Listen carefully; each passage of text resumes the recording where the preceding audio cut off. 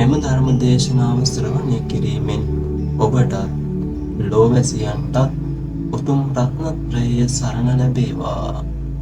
මෙවැනි ධර්ම දේශනා ශ්‍රවණය කිරීම සඳහා අපගේ YouTube නාලිකාව සබ්ස්ක්‍රයිබ් කරන්න. ඔබ සැමට සම්මා සම්බුදු සරණයි. පින්වත්නි, භාග්‍යවතුන් වහන්සේ නමක් ලෝකේ පහළ වෙලා කියලා දෙන පණිවිඩය තුල පුද්ගල චින්තනය ආස්වාදයට මුලා නොවි විමුක්ත ස්වභාවයට හිතපත් කරවාගෙන දුක සකස් වීම නවතා දමා දුකෙන් නිදහස් වීම පිණිස පිළිවෙත මාර්ගය වැඩපිළිවෙල උන්වහන්සේ අපට පෙන්වලා දෙනවා. ඒ වැඩපිළිවෙල අනුගමනය කරන පිරිසක් විදිහට අපට තියෙන්නේ ධර්මයේ තුල ක්‍රමානුකූලව ශක්තිමත් වීමටයි. ක්‍රමානුකූලව ශක්තිමත් වෙන්නයි තියෙන්නේ. ඉතින් එහෙම ශක්තිමත් වෙන්න කැමති ශ්‍රාවකයෙකුට බුදුදහම විශාල උපකාරයක් කරනවා. ඒ උපකාරය තමයි නිවැරදි දිශානතියකට ශ්‍රාවක චින්තනය ගොඩනගනවා. ඒ චින්තනයේ විදියට ගොඩනගා ගන්න උදව් කළාට ප්‍රායෝගික භාවිතයේ පැවරෙන්නේ තම තමා වෙනුවෙන්. තම තමන් උදෙසා. ඒ තම තමන් උදෙසා පැවරෙන ප්‍රායෝගික භාවිතය තුළ ක්‍රමානුකූලව යම් වෙලාවක ශක්තිමත් වුණොත් එයාගේ හිත කෙලෙසුන්ගෙන් සම්පූර්ණයෙන්ම නිදහස් වෙන්න පටන් ගන්නවා. කෙලෙසුන්ගෙන් සම්පූර්ණයෙන්ම නිදහස් වුණාට පස්සේ ඒකට තමයි කියන්නේ විමුක්තිය කියලා.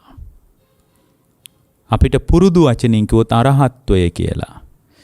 ඒ අරහත්වය මේ ජීවිතය තුලදී ලබා ගන්න පුළුවන් එකක් බවයි තථාගතයන් වහන්සේ අපට වදාළේ.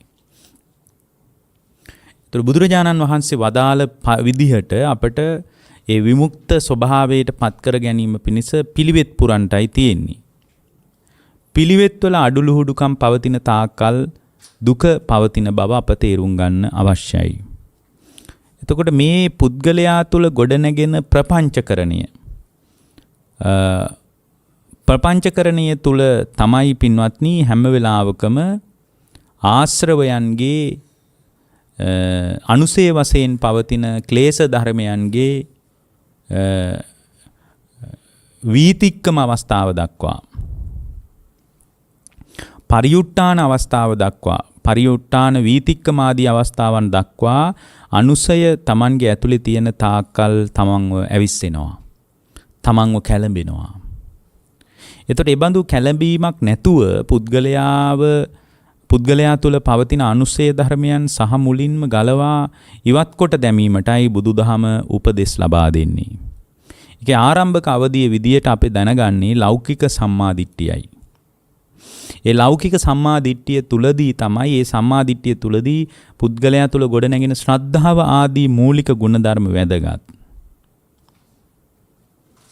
තොර බුදුරජාණන් වහන්සේව පිළිගන්න එක, විශ්වාස කරන එක, ධර්මයේ පිළිගන්න එක, විශ්වාස කරන එක, සංඝයා පිළිගන්න එක, විශ්වාස කරන එක, මෙලෝ පිළිගන්න එක, මෙලෝ විශ්වාස කරන එක, පරලෝ පිළිගන්න එක, පරලෝ විශ්වාස කරන එක, දන් දීමේ සිල් රැකීමේ විපාක පිළිගන්න එක, විපාක විශ්වාස කරන එක. මේ ඔක්කොම ඊටාම වැදගත් දේවල් හැටියටයි භාග්‍යවතුන් වහන්සේ අපට වදාළේ. ඒතර මේ සියල්ල තුලම වැදගත්කමක් පවතිනවා. මේ සියල්ල තුල වැදගත්කමක් පවතින්නේ මේ தත්වයන් තුල තමයි මූලික වශයෙන් ශ්‍රාවකයා ශක්තිමත් විය යුත්තේ. මොකද ලෞකික සම්මාදිට්ඨිය නැති තැනක කවදාවත් ලෝකෝත්තර සම්මාදිට්ඨියක් උපදීවි කියලා අපට හිතන්න අමාරුයි.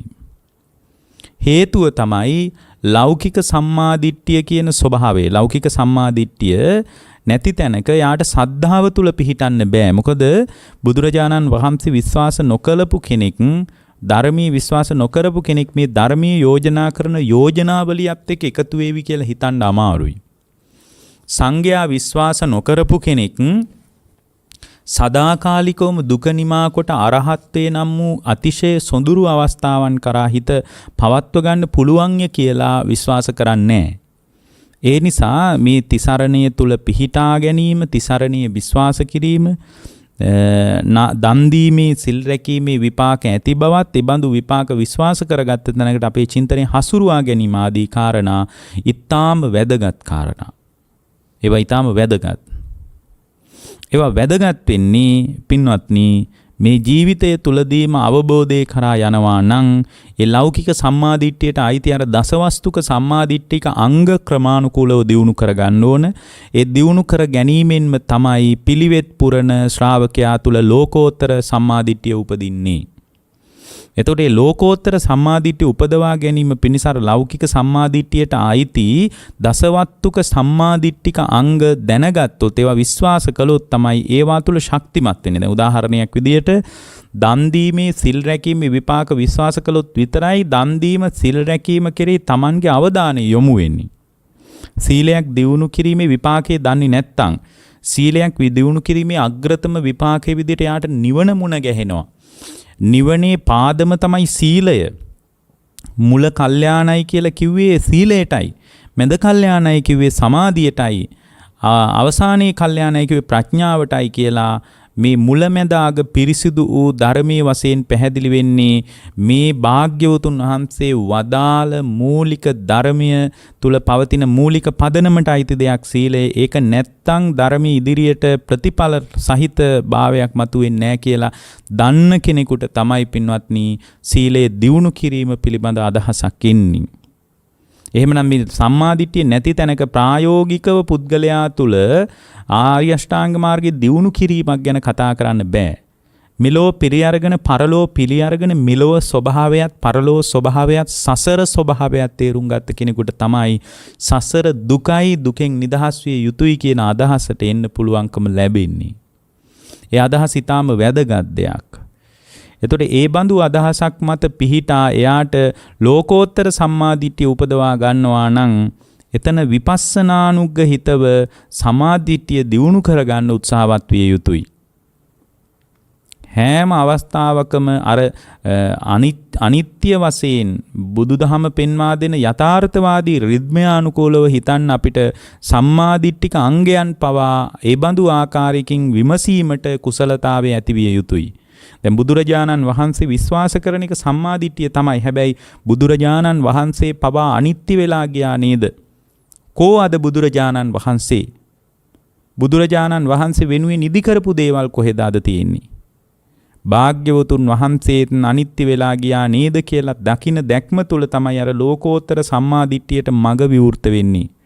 ධර්මයේ පිළිගන්න එක සම්මාදිට්ඨිය වුණාට මේ ධර්මයේ පවා අනිත්‍ය වෙලා යනවා නේද? අනිත්‍ය වශයෙන් තමා තුළ විමසීමක් ඇති කර ගැනීම ඊටාම වැදගත් දෙයක් ධර්ම මාර්ගයේ ඉදිරියට යනකොට. සංඝයා, ඒ කියන්නේ ආර්ය වූ සංඝයා පිළිගන්න එක සම්මාදිට්ඨිය තමයි. ලෞකික සම්මාදිට්ඨියට ඒක ඊටා වැදගත් නියෝජනයක්. එතනදීම යම් ශ්‍රාවකයෙකුට පුළුවන් වුණොත් මේ සංඝයාත් අනිත්‍ය වෙලා යනවා නේද? මඟඵලලාභීන් රහතන් වහන්සේලා නිරන්තරයෙන්ම මේ ලෝකෙන් අතුරුදහන් වෙලා යනවා. ඒක තමයි අනිත්‍යතාවය කියලා දකින්න පුළුවන් නම් සිල් රැකීමේ විපාකයේ විදියට පුද්ගලයා සුගතියට යනවා තමයි. හැබැයි සුගතියට ගියත් විපාකයේ අනිත්‍ය වෙනකොට ආයෙත් සුගතියත් අනිත්‍ය වෙලා යන තත්ත්වයක් නේද තියෙන්නේ. දන් දීමේ විපාකයේ පිළිගන්න එක ලෞකික සම්මාදිට්ඨිය තමයි. හැබැයි දන් දීමේ විපාකයත් අනිත්‍ය වෙලා යනවා නේද?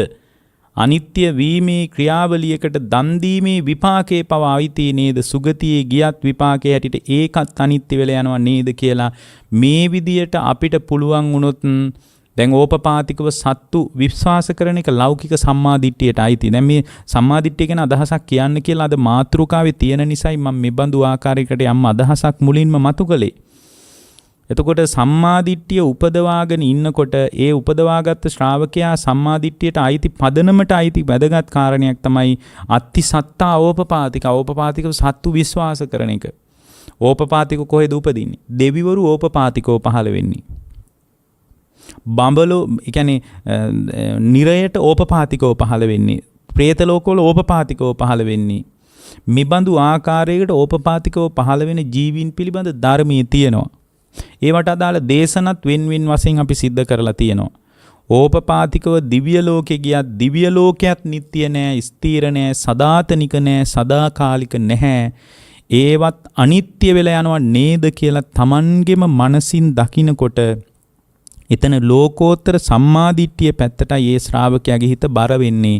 මොකද බුදුදහමේ යථාර්ථවාදී පදනමේදී පැහැදිලි වෙන එක තමයි අනිත්‍ය, දුක්ඛ, අනාත්ම කියන ත්‍රිලක්ෂණය. ඒකේම අවදීන් ඉදිරි අවදීන් විදියට තමයි අනිමිත්ත සමාධිය, අපනිහිත සමාධිය, ශුන්්‍යත සමාධිය කියන සමාධි තුන මුණ ගැහෙන්නේ. ඒ නිසා අපි හැම ශ්‍රාවකයෙක් තුළම අපේ ජීවිතයේ තුලදී අපට විමර්ශනයක්, විමසීමේ කුසලතාවයක් තිබිය යුතුයි. අර අනිත්‍ය, දුක්ඛ, අනාත්ම කියන පදනම් සහිතව විමසීම. අන්නේ පදනම් සහිත විමසීම තුල තමයි ඕකම තමයි ඉදිරි පියවරන් විදිහට අනිච්චානුපස්සනා, දුක්ඛානුපස්සනා, අනාත්තානුපස්සනා ආදී වශයෙන් හෝ එහෙමත් නැත්නම් අනිච්චානුපස්සී විහෙරති, විරාගානුපස්සී විහෙරති, නිරෝධානුපස්සී විහෙරති, පටිනිස්සග්ගානුපස්සී විහෙරති ආදී වශයෙන් හෝ මේ විදියට Tamanගේ අභ්‍යන්තර බාහිර ලෝකේ විමසන හැටියට බුදුරජාණන් වහන්සේ අපට අනුශාසනා කරලා තියෙන්නේ. ඒතර මේ බුදුරජාණන් වහන්සේගේ ධර්මයේ අයිතිය තියෙන්නේ ඊටාම ගැඹුරු විමර්ශනයක් සහිත ප්‍රඥාගෝචර ශ්‍රාවක භාවයටයි. ඒ බඳු උරුමයකටයි අපි දැන් සූදානම් විය යුත්තේ. ඒ බඳු උරුමයකට අපි තුල සූදානමක් නැත්නම්, තවමත් අපි ඒ බඳු කාරණා ගැන සංවේදී නැත්තම් එතන බුදුරජාණන් වහන්සේගේ උරුමය ලැබෙන්නේ නැහැ. බුදුරජාණන් වහන්සේගේ ධර්මයේ අයිතිය ලැබෙන්නේ නැහැ. දැන් ධර්මය පැහැදිලි කරන පණිවිඩය තුල ඊටාම වැදගත් කාරණයක් තියෙනවා. මොකක්ද? මේ ධර්මයේ තියෙන්නේ නිප්පපංච රාමස්සායම් භික්කවේ ධම්මෝ නිප්පපංච රතිනෝ නායන් ධම්මෝ පපංච රාමස්ස පපංච රතිනෝ ඉතිකෝ පනේතං උත්තං කිංචේතං පටිච්ච උත්තං ඉද භික්කවේ භික්ඛුනෝ පපංච නිරෝධේ චිත්තං පක්ඛන්දති පසීදති සම්තිට්ඨති විමුක්ඛති. අන්න එහෙම වාක්‍යයක් ධර්මයේ තියෙනවා. මොකක්ද? මහණෙනි, භාග්‍යවතුන් වහන්සේ වදාරනවා, මහණෙනි මේ ධර්මයේ තියෙන්නේ නිප්පපංච රාමස්සායන්. මේ ධර්මයේ තෘෂ්ණා මාන දිට්ඨි. නිස්ප්‍රපංච කියලා කියන්නේ අන්න ඒකටයි. නිස්ප්‍රපංච කියන්නේ ප්‍රපංච නෑ කියන එක. ප්‍රපංච රහිතයි කියන එක. තණ්හා මාන දිට්ඨි නම් වූ ප්‍රමාදයෙන් තොරව. ඒ කියන්නේ පුද්ගලයා ප්‍රමාද කරන දෙයක් තමයි තමා තුළ ගොඩනැගෙන තණ්හාමාන දිට්ඨිය. කවරකටද ප්‍රමාදේ කරන්නේ? නිවනට ප්‍රමාද කරනවා. ශ්‍රාවකයාගේ නිර්වාණගාමී මාර්ගයේ ප්‍රමාද කරනවා. නිප්පපංච රාමස්සායම් භික්කවේ ධම්මෝ නිප්පපංච රතිනෝ නායන් ධම්මෝ පපංච රාමස්ස පපංච රතිනෝති. උන්වහන්සේ මතක් කරනවා, මහණෙනි මේ ධර්මය තෘෂ්ණා මාන දිට්ඨි නම් වූ ප්‍රමාදයෙන් තොරවන හේයින් නිස්ප්‍රපංච නම් වූ නිර්වාණ පදයට ඇලුණු. එතකොට නිස්ප්‍රපංච කියලා කියන්නේ නිවනට ඇලුණු කියන එක. එතකොට නිවනට පුද්ගලයා ඇලෙන්නේ ප්‍රපංචකරණයෙන් බැහැර වුණාට පස්සේ. මේ ප්‍රපංච කියන වචනේ ධර්මයේ නිතර හම්බ වෙනවා. දැන් ওই මදුපිණ්ඩික වගේ සූත්‍රවල තියෙනවා යං වේදේති සංජානාති සංජානාත්තං විතක්කේති විතක්කේති තං පපංචේති කියලා. ප්‍රපංච කියලා කියන්නේ අර තණ්හා මාන දිට්ඨිගත වීම කියන එක. එතකොට තණ්හා මාන දිට්ඨිගත වීම තුල ශ්‍රාවකයා ප්‍රපංචකරණයට අහු වෙනවා. ඒ ප්‍රපංචකරණයට ශ්‍රාවකයා අහු වුණාට පස්සේ බුදුරජාණන් වහන්සේ මතක් කරනවා ඒ ශ්‍රාවකයා නිරන්තරයෙන් ප්‍රමාද වෙලා, ඒ කියන්නේ ප්‍රපංචකරණයට අහු වුණාට පස්සේ නිරන්තරයෙන් ප්‍රමාද වෙලා නිර්වාණ පදයෙන් ඈත් වෙනවා. එතකොට බුදුරජාණන් වහන්සේ මතක් කරනවා යම් වෙලාවක මේ ශාසනයේ භික්ෂුව ඒ පුද්ගලයා, ඒ භික්ෂුවගේ හිත ප්‍රමාදයේ නිරුද්ධ කිරීමේ අරමුණු කිරීම වශයෙන්, ඒ කියන්නේ ප්‍රමාද නිරුද්ධ කිරීමෙන් ප්‍රපංචකරණයෙන් අයින් වෙනවා. එතකොට හැම වෙලාවකම තණ්හාමාන දිට්ඨි නම් වූ පුද්ගලයා තුළ මතුවන ප්‍රමාදයෙන් අයින් වුණොත්, තණ්හාමාන දිට්ඨි වශයෙන් ගොඩනැගෙන ප්‍රමාදයෙන් මේ පුද්ගලයා අයින් වුණොත් එහෙම ඒ තණ්හාමාන දිට්ඨි වශයෙන් මගේ ආත්මීය වශයෙන් එයා මේ ස්කන්ධයන් පිළිබඳව තුරුල් කර ගැනීම ස්කන්ධයන් අල්වා ගැනීම තුල වාසය කළොත් එසේ වාසය කරන ශ්‍රාවකයාට පින්වත්නි ඒ විදියට ප්‍රපංචකරණයට අහුවෙච්ච ශ්‍රාවකයාට නිර්වාණය නම් වූ සුන්දර අත්දැකීම කරා යන්න පුළුවන් කමක් නැහැ. එයා තණ්හාමාන දිට්ඨි වශයෙන් ග්‍රහණය කරගන්නේ තමා තුළ පවතින ලෝකයත්, ඒ කියන්නේ අභ්‍යන්තර ලෝකයත්, බාහිර ලෝකයත් කියන ලෝකයන් පිළිබඳ ඒ පුද්ගලයා ප්‍රපංචකරණයකට අහු වුණොත් ඒ බඳු ශ්‍රාවකයෙකුට ධර්මයේ අයිතියක් නැහැ. ඒ කියන්නේ තණ්හාමාන දිට්ඨි වශයෙන් තමයි පුද්ගලයා ප්‍රමාද වෙන්නේ. මගේ ආත්මය කියලා පුද්ගලයා තුළ පවතින ප්‍රමාදයක්. ඇත්තට මේ ප්‍රමාදයට හේතුව අවිද්‍යාවමයි. මේ දුක තණ්හාව නිසා ඇති වෙනවා කියන කාරණයත්, තණ්හාව නිරුද්ධ වීමෙන් දුක නිරුද්ධ කරන්න පුළුවන් කියන කාරණයත්, දුක නිරුද්ධ කිරීමේ ප්‍රතිපදාව නම් වූ ආර්ය අෂ්ටාංගික මාර්ගයේ නම් වූ කාරණයත් කියන මෙන්න මේ චතුරාර්ය සත්‍ය ධර්මයේ පිළිබඳව පුද්ගලයා තුළ පවතින අවබෝධයේ තියෙන දුර්වලකම නිසා, අවබෝධයේ තියෙන සිදුරු නිසා පින්වත්නි ඒ පුද්ගලයා තුළ හැම වෙලාවකම තණ්හාමාන දිට්ඨි වශයෙන් ඒ පුද්ගලයා ප්‍රමාද වෙනවා. ඒතර ඇත්තටම පින්වත්නි තණ්හාමාන දිට්ඨි වශයෙන් පුද්ගලයා තුළ ප්‍රමාදයක් නැත්තම් කවරක් පිළිබඳවද? ඇස පිළිබඳ, කන පිළිබඳ, නාසය පිළිබඳ, දිව පිළිබඳ, කය පිළිබඳ, මනස පිළිබඳ කියන මේ පරිබාහිර ලෝකය කියන අර්ථයටත් අභ්‍යන්තර රූපය පිළිබඳ, වේදනාව පිළිබඳ, සංඥාව පිළිබඳ, සංස්කාරය පිළිබඳ, විඥානය පිළිබඳ මෙන්න මේ බඳු ආකාරයකින් යාගේ චින්තනය පවත්වන්නේ නැත්තම් ඒ බඳු ශ්‍රාවකයෙකුට කියනවා නිෂ්ප්‍රපංචයි කියලා. නිෂ්ප්‍රපංච ශ්‍රාවකයාට තමයි නිවනට බර වෙන්නේ. එහෙමනම් අපි තුල පවතින මගේ ආත්මය කියන බාහිර අභ්‍යන්තර ආයතන ලෝකයේ සහ ස්කන්ධ ලෝකය, ඒ කියන්නේ බාහිර අභ්‍යන්තර ලෝකය කියන්නේ ස්කන්ධ ලෝකය සහ ආයතන ලෝකයේ කෙරෙහි පුද්ගලයා තුළ තණ්හාමාන දිට්ඨිගත වීමක් පවතින තාක්කල් දුක පවතිනවා. එතකොට තණ්හාමාන දිට්ඨි වශයෙන් පුද්ගලයා තුළ ප්‍රමාදී භාවයක් පවතින්නේ අවිද්‍යාව පදනම් කරගෙනයි. එතකොට විද්‍යා විමුක්තිය පහළ කරගන්න ශ්‍රාවකෙක් තණ්හාමාන දිට්ඨි වශයෙන් Tamanගේ ලෝකය තුල ගන්න සාරයක් නැති බව තේරුම් ගත යුතුයි අභ්‍යන්තර සහ බාහිර වශයෙන්. ඒ නිසාම ධර්මයේ හකුලුවා දක්වන තැන්වලදී බුදුරජාණන් වහන්සේ ඒ පිළිබඳ ඉතා මැනවින් මතු කරලා පෙන්නලා දෙනවා.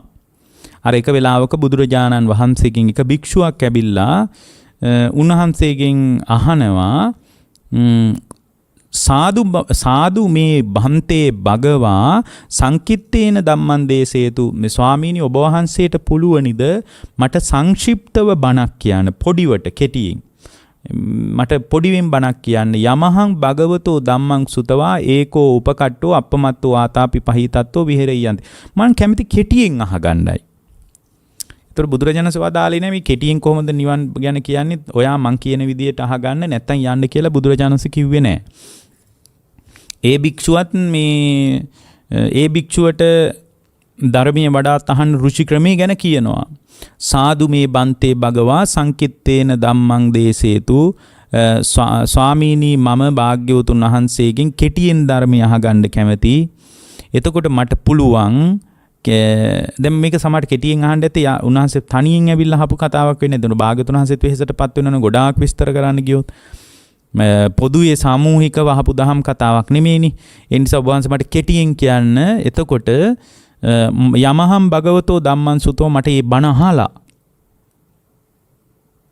ඒ ධර්මයේ තථාගතයන් වහන්සේගෙන් අහලා ඒකෝ උපකට්ටෝ අපමත්තෝ ආතාපි පහිතත්තෝ විහෙරෙයන්ති. එතකොට මට පුළුවන් ආත්ම පරිත්‍යාගයෙන් යුතු, ඒ කියන්නේ ජීවිතයත් අතහැර දාලම පිරිසෙන් වෙන් වෙලා භාග්‍යවතුන් වහන්සේ දේශනා කළ ධර්මය අප්‍රමාදීව කෙලෙස් තවන වීරියෙන් දියුණු කරගන්න පුළුවන්. මට පොඩිවට කියන්න, කෙටියෙන් කියන්න, නිවන ගැන කෙටියෙන් කියන්නයි බුදුරජාණන් වහන්සේගෙන් විමසා ඉන්නේ. එතකොට බුදුරජාණන් වහන්සේ මතක් කරනවා සන්තිකෝ මිගජාල චක්කු ඉන්ද්‍රියං රූපං ඉට්ටා කන්තා මනාපා පිය රූපා කාමෝපසංහිතා රජනිය. මේක බොහොම ප්‍රකට වාක්‍යයක්. අපි නිතර දේශනාවල පාවිච්චි කරනවා. මේ දේශනාවෙත් ඒක තියෙනවා.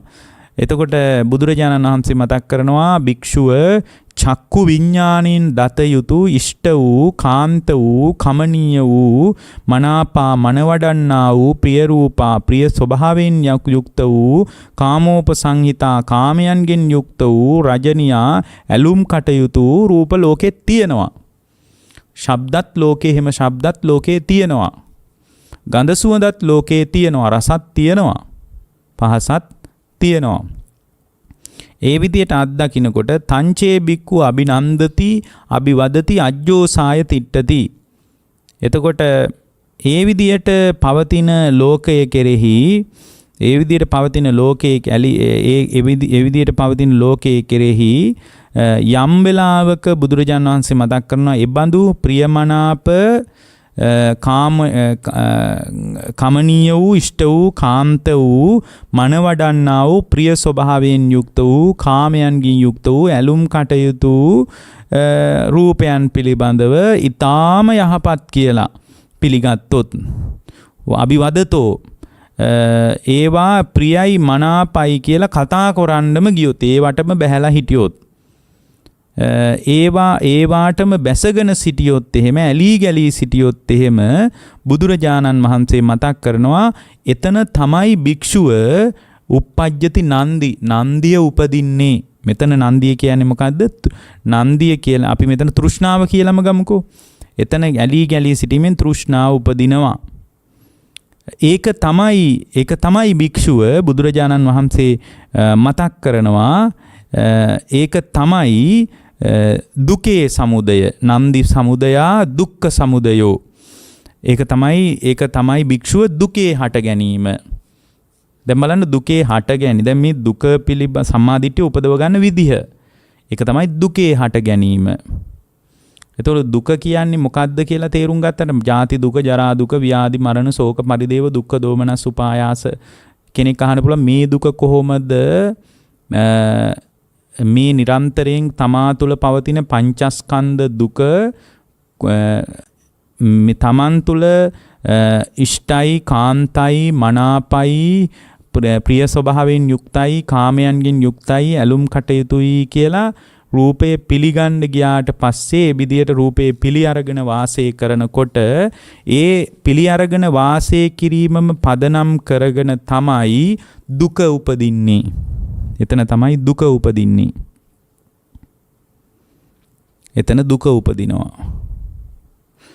එතකොට ඒ විදියට පින්වත්නි දුක උපදිනකොට දුක හටගන්නකොට දුකේ ඉපදීමක් තියෙනවා නම් එතන දුකෙන් නිදහස් වීමක් කවදාවත් දකින්න ලැබෙන්නේ නැහැ. එහෙමනම් අපට තේරෙනවා චක්කු විඥාණයෙන් දත යුතු රූපයන්, සෝත විඥාණයෙන් දත යුතු ශබ්දයන්, ගාන විඥාණයෙන් ගත යුතු ගන්ධ සුවඳ, જીවහා විඥාණයෙන් දත යුතු රස, කාය විඥාණයෙන් දත යුතු පහස, මනෝ විඥාණයෙන් දත යුතු ධර්ම. මෙන්න මේවා තුල ඉෂ්ඨකාන්ත මනාප ප්‍රිය වඩවන කාමෝපසංහිත රජනීය ස්වභාවයෙන් යුතු දේවල් තියෙනවා. ඒවා කෙරෙහි ඇලිලා ගැලිලා හිටියාම ප්‍රියයි මధుරයි කියලා ඒ විදිහටම පිළිගත්තට පස්සේ ඒවා පිළි අරගෙන ඒවා එහෙම සතුටෙන් ඒ බඳු ආකාරයෙන්ම කතා කරන්න ගියාට පස්සේ ඒ බඳු කතාව තුල පින්වත්නි එතන තණ්හාව උපදිනවා. එතකොට තණ්හාව යම් තැනක උපදිනවද? තණ්හාවේ යම් ඉපදීමක් ඇද්ද? තණ්හාවේ ඉපදීමම තමයි බුදුරජාණන් වහන්සේ මතක් කරනවා නන්දි සමුදයා දුක්ඛ සමුදයෝ. නන්දියේ සමුදයම තමයි දුකේ සමුදය කියලා කියන්නේ. නන්දිය ඇති වුණාට පස්සේ ඒකම තමයි දුකේ හට ගැනීම කියලා කියන්නේ. ඉතින් මේක තමයි සාමාන්‍ය කතාව. ඔය විදියටම තමයි මේ ආයතන හයෙන්ම සිද්ධ වෙන ක්‍රියාවලිය. ඉතින් යම් වෙලාවක චක්කු විඥානය ආදී විඥානස්කන්ධයෙන් දත යුතු රූපාදී කාරණා ප්‍රිය වශයෙන් ඇති, ඉෂ්ට වශයෙන් ඇති, කාන්ත වශයෙන්, මනාප වශයෙන්, කාමෝපසංහිත රජනීය වශයෙන් ඇති දේවල් කෙරෙහි අර අභිනන්දති අභිවදති අජ්ජෝ සාය තිට්ඨති කියලා අපි දේශනාවල සුපුරුදු ආකාරයෙන් කියන ප්‍රපංචකරණීය සිද්ධ නොවුනොත් ප්‍රපංචකරණීය සිද්ධ නොවුනොත් ඒ සිද්ධ නොවිච්ච තැනක පින්වත්නි නන්දිය හටගන්නේ නැහැ. නන්දිය හටගන්නේ නැහැ කියලා කියන්නේ දුක හටගන්නේ නැහැ කියන එකයි. නන්දිය හටගන්නේ නැහැ කියන්නේ මොකද්ද? දුක හටගන්නේ නැහැ කියන එකයි. එතකොට දුක හටගන්නේ නැහැ කියන්නේ එතකොට තමයි පින්වත්නි ආ දුකෙන් නිදහස් වුණා කියලා කියන්න පුළුවන් වෙන්නේ. එතන තමයි දුකෙන් නිදහස් වීම පවතින්නේ. මොකද එහෙමනම් අපට තේරෙනවා මේ විදියට ඉෂ්ඨකාන්ත මනාප ප්‍රිය වඩවන ආකාරයෙන් අපි මේ බාහිර ආයතනික ලෝකය හරහා අත්දකින ලෝකය කෙරෙහි නන්දියක් හදාගෙන ඉන්න හේතුව නන්දියක් ඇති වෙලා තියෙන කුමක් පදනම් කරගෙනද? එතකොට මේ අපිට තේරෙනවා එහෙමනම් මේ දුක හටගන්නෙත් කොහොමද කියලා අපිට දැන් බොහොම පැහැදිලි අදහසක් තියෙනවා. බුදුරජාණන් වහන්සේ මතක් කළා කොහොමද පටිච්ච සමුප්පන්නං කෝ උපවාන දුක්ඛං උත්තං මයාකින් පටිච්ච. පින්වත් උපවාන කියන භික්ෂුවට කියන උපවාන මේ දුක වනාහි පටිච්ච සමුප්පන්නං කෝ උපවාන දුක්ඛං උත්තං මයාකින් පටිච්ච. පින්වත් උපවාන මේ දුක හේතුඵල දහමින්ම සකස් වුණු දෙයක් කියලායි මම පවසන්නේ. මේ කියන්නේ මේ දුක හේතුවක් නිසායි ඇති වෙලා තියෙන්නේ. එතකොට හේතුව තමයි බුද්ධ දේශනාවේ තියෙනවා කිං පටිච්ච. මොකක්ද හේතුව? පස්සං පටිච්ච ඉති වදං උත්තාවාදී චේව මේ අස්ස නචමං අභූතේන අභ්‍යා බුදුරජාණන් මතක් කරනවා නචමං අභූතේන අබ්භාචික්කෙය්‍ය. බුදුරජාණන් වහන්සේ පැහැදිලි කරනවා මේ දුක පින්වත් උපවාන හේතුවකින්ම හටගත්ත දෙයක් කියලායි මම නම් කියන්නේ. ඒ දුකට හේතුව මොකක්ද?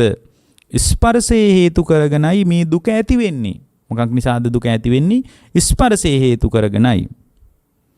එතකොට ස්පර්ශයේ හේතු කරගෙන දුක ඇති වෙන නිසා ස්පර්ශයේ නිරුද්ධ වීමෙන්ම දුක නිරුද්ධ වෙලා යනවා කියලා යම් කෙනෙක් මතයක් දරනවා නම් ඒක මගේ ධර්මයට එකඟ වූ දෙයක්. කරුණු සහිතව කරපු ප්‍රකාශයක් ඒක. ඒක බුද්ධ භාෂිතයට ගර්හාවක් නොවන ප්‍රකාශයක් කියලා බුදුරජාණන් වහන්සේ පැහැදිලි කරනවා. එතකොට අපිට මේ දැන් බලන්න බුදුරජාණන් වහන්සේ එක තැනකදී පැහැදිලි කරනවා මේ පස්සම් පටිච්ච ඉති වදං උත්තවාදී චේව මේ අස්ස. ස්පර්ශයමයි දුකේ හට ගැනීමට හේතුව. දුකේ හට ගැනීමට හේතුව මොකද්ද? ස්පර්ශයමයි. එතකොට ස්පර්ශය නිසායි මේ දුක හටගන්නේ. දුක හටගන්නේ ස්පර්ශය නිසා. එතකොට ස්පර්ශය කියලා කියන්නේ වෙන මොකක්වත් නෙමෙයිනේ. කාය චක්කු සම්පස්සය, සෝත සම්පස්සය, ගාන සම්පස්සය, જીවහා සම්පස්සය, කාය සම්පස්සය, මනෝ සම්පස්සය. මෙන්න මේ සම්පස්සයමයි දුක හටගන්නේ. එතකොට එහෙනම් මේ දුක කියන එක තමා තුළ ගැට ගැහෙන ආකාරයත් දුක නිරුද්ධ කරන ආකාරයත් බුදුරජාණන් වහන්සේ බොහෝම ලස්සනට පින්වත්නි අපට දේශනා කරලා තියෙනවා. බොහොම ලස්සනට. මොකද මේ ස්පර්ශය කියලා කියන්නේ අපි හොඳින්ම දන්නවනේ ස්පර්ශය කියන්නේ බාහිර ආයතනද අභ්‍යන්තර ආයතනද විඥානේද එකතුවට මේ තුනේ එකතුව තමයි අපි ස්පර්ශය කියලා කියන්නේ. දැන් භාග්‍යවතුන් වහන්සේගේ එක දේශනාවක් තියෙනවා මේ නිවන කරා පැමිණෙන ශ්‍රාවකයා ස්පර්ශය නිසා දුක හට ගන්න ආකාරය දැක ගන්න ඕන. ස්පර්ශය නිරුද්ධ වීමෙන් දුක නිරුද්ධ වී යන ආකාරය පිළිබඳවත් ඒ බඳු ශ්‍රාවකයෙකුට බොහෝම පැහැදිලි නුවණක් පැහැදිලි අවබෝධයක් තියෙන්න ඕන. පැහැදිලි අවබෝධයක් තියෙන්න ඕන. මේකනේ අර එක දාරුක්ඛන්දෝපම සූත්‍රය වගේ දේශනාවල තියෙන්නේ. හරියට බුදුරජාණන් වහන්සේ අර ගංගා නම් ගඟේ දිය පහරට ගසාගෙන යන මහා ඒ කියන්නේ දර කැබැල්ලක් දැකලා ඒක බුදුරජාණන් වහන්සේ වදාලේ සචේසෝ භික්කවේ දාරුක්ඛන්දෝන ඕරිමන්තිරං ගච්ඡති න පාරිමන්තිරං ගච්ඡanti න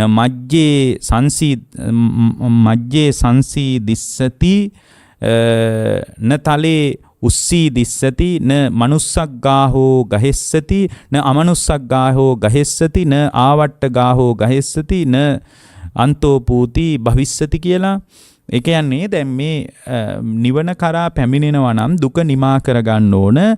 දුක නිමා කරගන්න ශ්‍රාවකේ කොහොමද කල්පනා කරන්න ඕන. එතකොට ඒක පරිබාහිර ලෝකයේ ඇති ගැටලුවක් නෙමෙයි. නිවනට Tamanගේ හිතයිපත් වෙන්නේ. බුදුරජාණන් වහන්සේ පැහැදිලි කරනවා යම් වෙලාවක දර කඳක් මෙතරට ගොඩ ගැහුවෙත් නැත්තම් එතරට ගොඩ ගැහුවෙත් නැත්තම් ඒ කියන්නේ දැන් ගඟක ගහගෙන යනවා නම් ඒක මුහුද පැත්තටම යන්න නම් ඒක දර කඳ කොහොමත් ගොඩ ගහන්න නැතුව යන්න ඕන. දර කඳ ගොඩ ගැහුවොත් ඒක මුහුද පැත්තට යන්නේ නැහැ. ඒකෙන් අපි දාරුක්ඛන්දෝපම සූත්‍රයේ මීට කාලකට පෙර අපි දේශනාවකුත් කළා. එතකොට ඔබට ඒක හොඳට තේරෙන්නත් ඇති. දැන් ඒ දේශනාවෙම පැහැදිලි වෙනවා කොහොමද දරකඳ මේ පැත්තට ගොඩ ගැහුවෙත් නැත්නම් ඒ පැත්තට ගොඩ ගැහුවෙත් නැත්නම් ගඟ මැද යටට බැස්සෙත් නැත්නම් මජ්ජේ සංසීදිස්සති ගඟෙන් මැදින් ගිලා බැස්සෙත් නැත්නම් ඒ වගේම ගඟ මැද ඇති පස් කඳුවල දැන් ගඟ මැදින් යනකොට උනත් ගඟ මැද තියෙන පස් වලට හිර වෙන්න පුළුවන්. ඊට පස්සේ ඔය මුල් වලට හිර වෙන්න පුළුවන්. එහෙම හිරවීමක් සිද්ධ වුණෙත් නැත්තම් මිනිස්සෙක් ඒක අරගෙන අනේ මේ දර කඳ නම් හොඳයි අපිට ප්‍රයෝජනෙට කියලා මිනිහෙක් ගත්තෙත් නැත්තම් අමනුස්සයෙක් ගත්තෙත් නැත්තම් ඊට පස්සේ ඒ දර කඳ දියසුලියකට අහු වුණෙත් නැත්තම් ඇතුලෙන් කුණු වෙලත් නැත්තම් සමහරට හොඳට දර කඳ උඩින් තිබ්බට ඇතුලේ කුණු වෙන්න පුළුවන් නේ. කුණු වෙලත් නැත්තම් ඒකාන්ත වශයෙන් මේ දර කඳ මහා සාගරයේ පැත්තටමයි නැමෙන්නේ. ඒ කියන්නේ මහා මුහුද පැත්තටමයි නැවෙන්නේ. මහා සාගරයටමයි බර වෙන්නේ. බුදුරජාණන් මතක් කරන පින්වත් මහණෙනි එකට හේතුව මොකක්ද? හේතුව මේ ගංගානම් නදිය ඒ පැත්තටයි බර වෙලා තියෙන්නේ. ගංගානම් නදියේ පැත්තටයි බර වෙලා තියෙන්නේ. අන්න ඒ වගේ මේ ධර්මයේ නැමැති මේ සාගර ගංගාව නිවනට බර වෙලා තියෙන නිසා මේකට බැහැගත් කෙනෙක් පවා නොයි කරබුද වලට හිර වුණොත් එහෙම එයාට නිවන පැත්තට ගහගෙන යන්න බෑ. ඒකයි බුද්ධ දේශනාවේ තියෙන්නේ.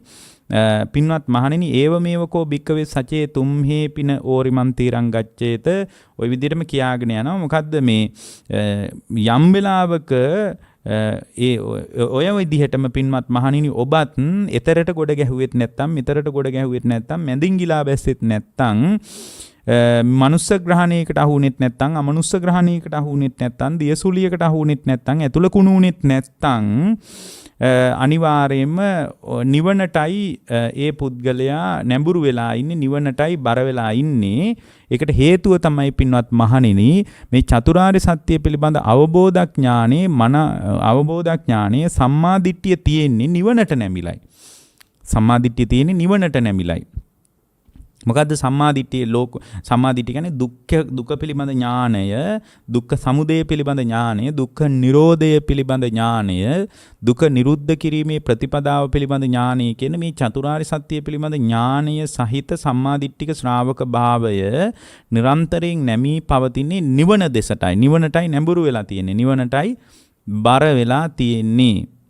එතකොට දැන් මෙතනදිත් ඔය බුදුරජාණන් වහන්සේ දුක හටගන්න විදිහ ගැන ආයතන 6 කතාව කියද්දී ඒ කාරණේම මෙතනදී පැහැදිලි කරනවා. ඕරිමන් තීරන්තිකෝ භික්කවේ ජනේතං අජ්ජත්තිකානං ආයතනානං අදිවචනං. පින්වත් මහණෙනි මේ පැත්තට ගොඩ ගහනවා කියලා කියන්නේ. දැන් උන්වහන්සේ කියන්නේ මේක මැදින් යන්න ඕන මේ පැත්තට ගොඩ ගහුවේ නැති වුණොත් තමයි මුහුද පැත්තටම යන්නේ කියලා. දැන් මේ පැත්තට ගොඩ ගහනවා. දැන් අර දරකඳ හොඳට ඔබට මතක ඇතිනේ. දැන් ඔය වර්ෂා සහිත වෙලාවල් වල ඊටාම බොර වතුර විශාල ගංගාවල ගලාගෙන යද්දි මැදින් විශාල දරකඳම් පවා ගහගෙන යනවනේ. ඊටත් වඩා සාරබාර වස්තු පවා ගහගෙන යන අවස්ථාවක් තියෙන්නේ. එimhe ගලගෙන යනකොට ඒක මේ පැත්තට ගොඩ ගැහුවොත් කොහොම හරි ගලකට හරි හැප්පිලා මිගොඩට ගොඩ ගැහුවොත් අර වතුර කඳට අහු වෙලා නැවත මුහුද පැත්තට නොයන්නත් පුළුවන්.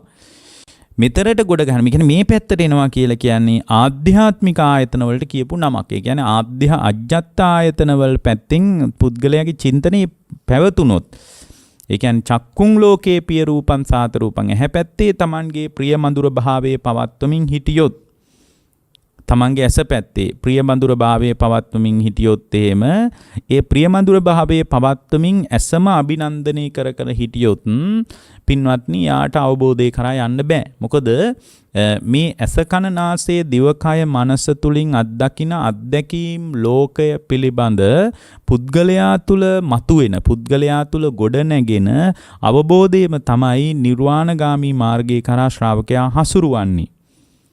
ඒ නිසා බුදුරජාණන් වහන්සේ මේ අවබෝධය කියන එක බඹයක් පමණ වූ කලෙබරයටම පනවා වදාලේ ඒකමයි.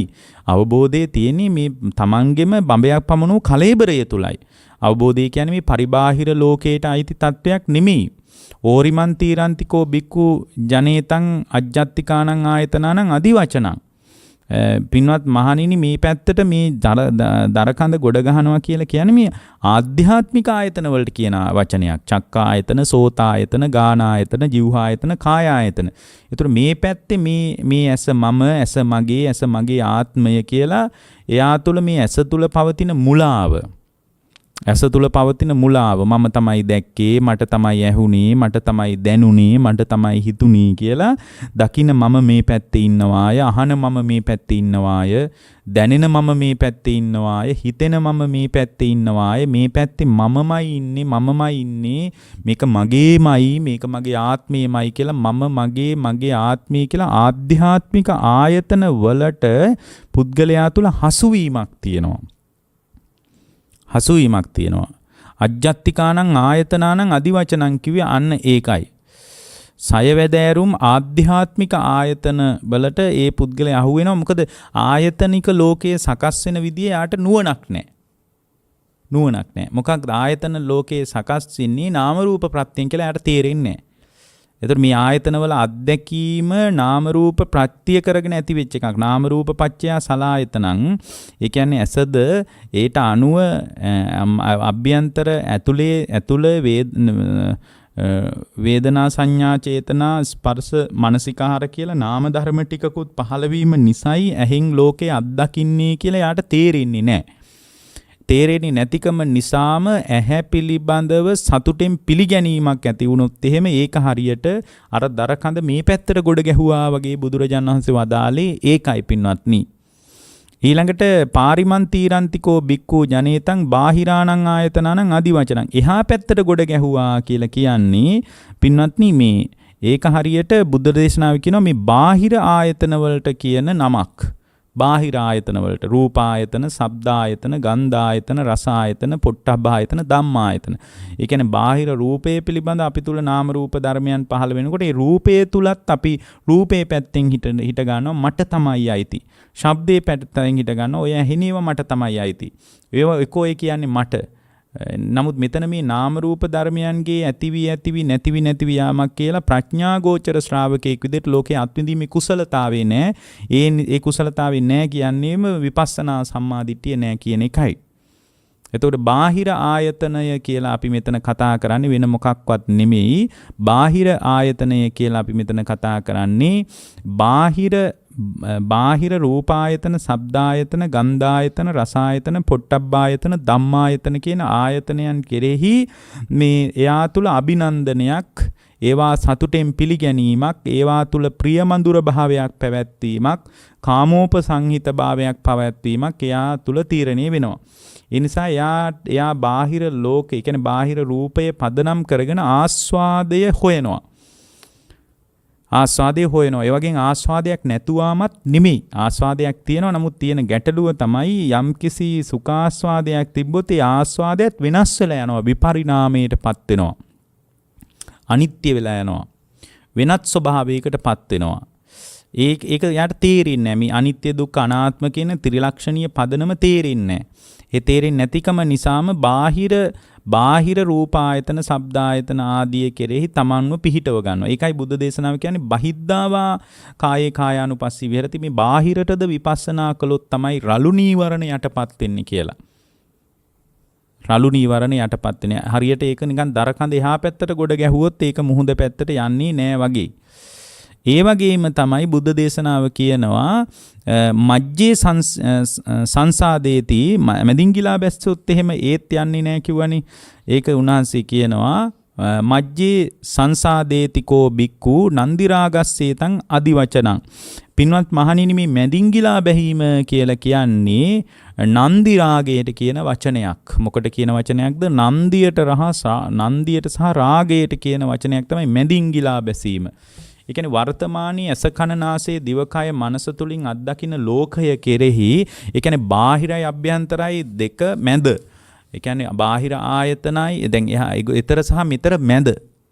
ඊතර කිව්වේ බාහිර ආයතන වලට. මෙතර කිව්වේ අභ්‍යන්තර ආයතන. මේ අභ්‍යන්තර ආයතන සහ බාහිර ආයතන තුලින් අත්දකින්න ලෝකය කෙරෙහි පුද්ගලයා තුල ඡන්ද රාගයක් පවත්වනවා.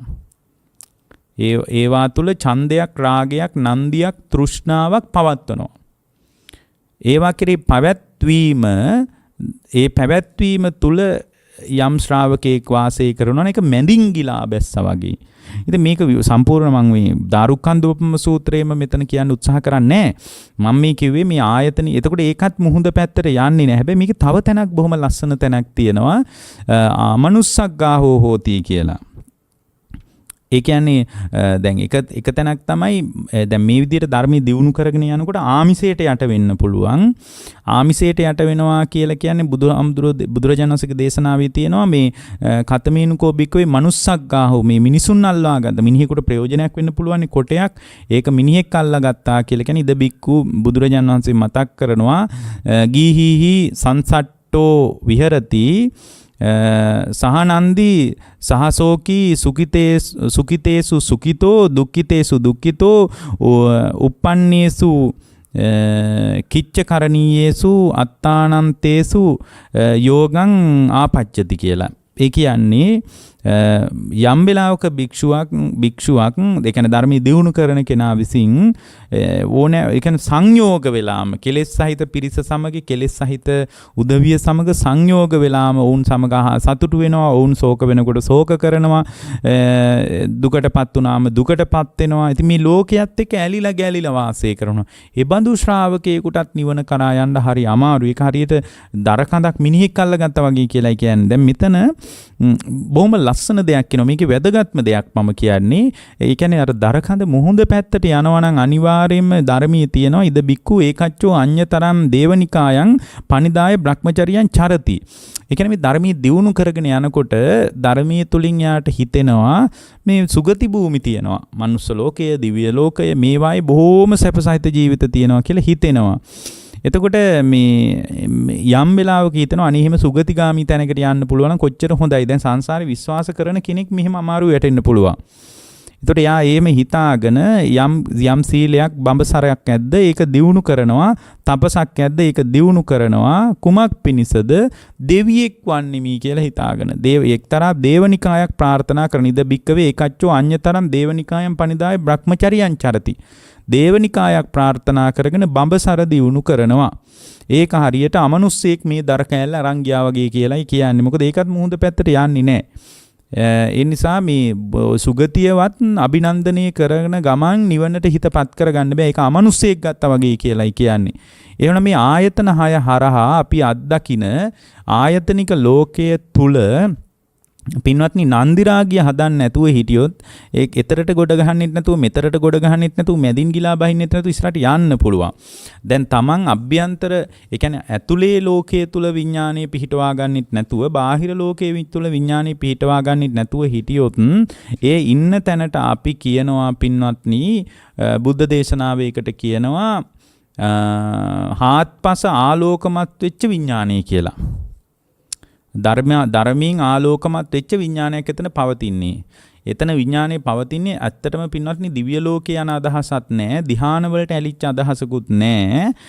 ඊට පස්සේ බහිද්ධා විඥානං වික්කිත්තං විසන්ටිතං උච්චති කියන බාහිරට විඥානේ වික්ෂිප්ත වෙලත් නැහැ. ඒ කියන්නේ අර එළියේ රූපායතන, ශබ්දායතන, ගන්ධායතන, රසායතන, පොට්ටබ්බායතන මෙබඳු කාරණා කෙරෙහි එයාගේ හිත තුළ පිහිටවා ගැනීමකුත් නැහැ. ඒ වගේම තමයි ඇතුලේ ලෝකයේ පිළිබඳ ඇතුලේ ලෝකයේ කියන්නේ දැන් ඉතා ඉහළ ආධ්‍යාත්මික දියුණුවක් ඇති වෙනකොට යම් කිසි සීලයක් දියුණු වෙනකොට ඒ සීලේ පැත්තේ පිටවාගෙන මට මේ බඳු සීලයක් තියෙනවා මේ සීලේ බලෙන් මං සුගතියයි ඔය වගේ කතාන්දර මුකුත් ඇත්තෙත් නැහැ. පළවෙනි ධ්‍යානයේ වගේ තත්වයන් උපදින්න පුළුවන්. ඒවා ගැන හිත පිටවාගෙන ඇත්තෙත් නැහැ. එතන පින්වත්නි ඇතුලේද එළියේද නොපිහිටව ගත්ත විඥානයක් තියෙන්නේ. ඒ බඳු විඥානයක් තත්ත ආපෝච පඨවි තේජෝ වායෝ නගහදති තත්ත දීගංච රස්සංච අනුන්තුලං සුභාසුභං කත්ත නාමංච රූපංච අසේසං උපරුජ්ජති. සතර මහා ධාතුවක් තුල ඒ බඳු විඥානයක් පිහිටන්නේ. එහෙමනම් බාහිරට විඥානේ වික්ෂිප්ත නොවි අභ්‍යන්තරය තුලද විඥානේ පිහිටා ඉන්නේ නැත්තම් ඒක හරියට තව විදියකින් කිව්වොත් එහෙම ඕරිමන් තීරන්තිකෝ බික්කු ජනේතං අජ්ජත්තිකානං ආයතනං අදිවචනං ආධ්‍යාත්මික ආයතන තුල මේ විඥානේ පිහිටුවා ගැනීමකුත් නැහැ. පාරිමන් තීරන්තිකෝ බික්කු ජනේතං බාහිරානං ආයතනං අදිවචනං බාහිර විඥානයේ තුල යාගේ හිත තුල හිත පිහිටුවා ගැනීමකුත් නැහැ. හරියට මේ දරකන්ද එතරට ගොඩ ගැහුවෙත් නැහැ මෙතරට ගොඩ ගැහුවෙත් නැහැ වගේ. දෙපැත්තටම ගොඩ ගහලා නැහැ පින්වත්නි. අන්න ඒ වගේ සම්පූර්ණයෙන්ම එයාගේ හිත බාහිරටත් විඥානේ වික්ෂිප්ත වෙලා නැහැ. අභ්‍යන්තරය තුලත් විඥානේ පිහිටලා නැහැ. එහෙම ඒ වගේම තමයි මැදින් ගිලා බැහැලත් නැහැ. මැදින් ගිලා බැහැලත් නැහැ. දැන් මැදින් ගිලා බැහිම කියලා කිව්වේ මොකද්ද? අත්දකින්න ලෝකයේ කෙරෙහි නන්දි රාගයක් උපදින්න පුළුවන්. නන්දි රාගයක් හදන්නෙත් නැහැ. මේවා හේතුන් නිසා හටගත්ත ඵල ධර්ම කියන පදනමින් දකිනවා. පටිච්ච සමුප්පන්න පදනමින් දකිනවා. දකිනකොට ඒ බඳු දැක්මක් තියෙන ශ්‍රාවකයෙක් තුල ඒ පටිච්ච සමුප්පාද රිද්මය, පටිච්ච සමුප්පාද ධර්මතාවය තමා තුල ස්ථාවර වුණොත් පින්වත්නි සතර මහා ධාතුව තුල ඒ විඥානය ආයෙ පිහිටන්නේ නැහැ. ඒකයි කියන්නේ තත්ත ආපෝච පඨවි තේජෝ වායෝ නගහදති. එතන සතර මහා ධාතුව තුල විඥානය පිහිටවන්නේ නැහැ. කත්ත දීගංච රස්සංච අනුන්තුලං සුභා සුභං. දිග